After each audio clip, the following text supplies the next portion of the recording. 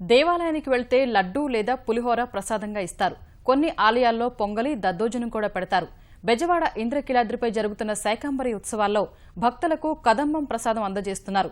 ఇంతకు ఈ ప్రసాదాన్ని ఎలా తయారు చేస్తారు, ఏ పదార్థాలు వినియోగిస్తారు, ఆ ప్రసాదానికి ఎందుకంత రుచి?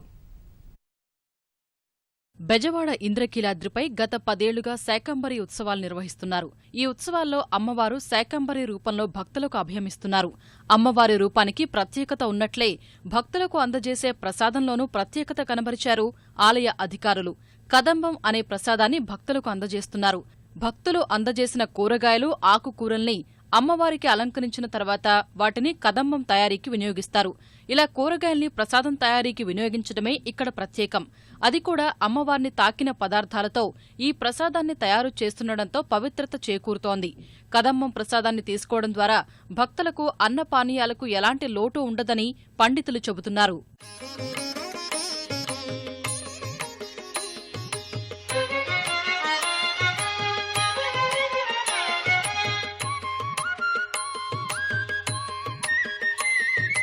శాకంబరీదేవి ఉత్సవాలు నిర్వర్తించి ఆ శాకంబరీదేవి అలంకరించినటువంటి యొక్క కాయగూరలతో కదంబ ప్రసాదాన్ని ఎవరైతే వినియోగం చేసుకుంటారో వారికి అన్నపానాదులకు లోటు ఉండదు అని చెప్పి మనకి మార్కండేయ పురాణంలో సప్తశతిలో కూడాను అమ్మవారిని విశేషంగా వర్ణించి చెప్పడం జరిగింది. కదంబం తయారీకి కూరగాయలతో పాటు మరికొన్ని పదార్థాలని కూడా వినియోగిస్తారు.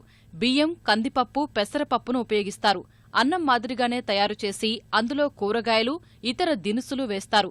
రుచి వచ్చేందుకు బెల్లం, ఇంగువ, నెయ్యి, జీడిపప్పు, కొత్తిమీర వంటి వాటిని జోడిస్తారు. కదంబం తయారీలో నెయ్యితో తయారు చేసే తాలింపుతోనే ప్రసాదానికి ఓ ప్రత్యేక రుచి వచ్చి చేరుతుందని తయారీదారులు చెబుతున్నారు.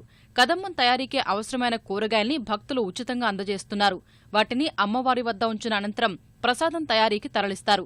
ఇంద్రకీలాద్రి దిగువన ఉన్న బుద్ధావారి సత్రంలో కదంబం తయారీ జరుగుతోంది. ఇక్కడ తయారు చేసిన ప్రసాదాన్ని కొండపైకి చేర్చి క్యూలైన్లలో భక్తులకు అందజేస్తున్నారు. నిత్యం 50,000 మందికి సరిపడా కదంబాన్ని తయారు చేస్తున్నట్లు అధికారులు చెబుతున్నారు. ఉదయం 5 గంటల నుంచి రాత్రి 10 గంటల వరకు ప్రసాద వితరణ కార్యక్రమం జరుగుతోంది.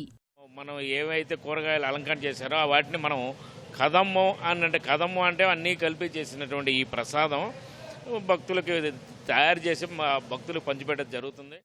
శనపప్పు, మినపప్పు అవన్నీ వేయించేసండి గ్రైండర్లో రుబ్బేసేసి మామూలు సాంబార్ ముక్కలు, పప్పు అని ఉడికాక అందులో వేసేసి అన్నం మామూలుగా అందులో మరిగించేసి అందులో మళ్ళీ నెయ్యి తాలింపు, జీడిపప్పు, ఇంగువ, సాంబార్ మసాలా, కందిపప్పు, జీడిపప్పు, నెయ్యి వాడతారండి.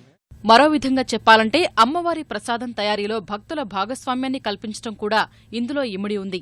కూరగాయలు కాకుండా మిగతా పదార్థాల్ని ఆలయ యంత్రాంగం కొనుగోలు చేస్తుంది. వేలాదిగా తరలివచ్చే భక్తులకు ప్రసాదం అందించేందుకు తెల్లవారుజాము నుంచే ప్రసాదం తయారీ నిపుణులు పనిచేస్తున్నారు. కదంబం తయారీ కార్యక్రమం సాయంత్రం వరకు నిరంతరాయంగా కొనసాగుతోంది. తద్వారా ప్రసాదం కొరత తలెత్తకుండా అధికారులు ఏర్పాట్లు చేశారు.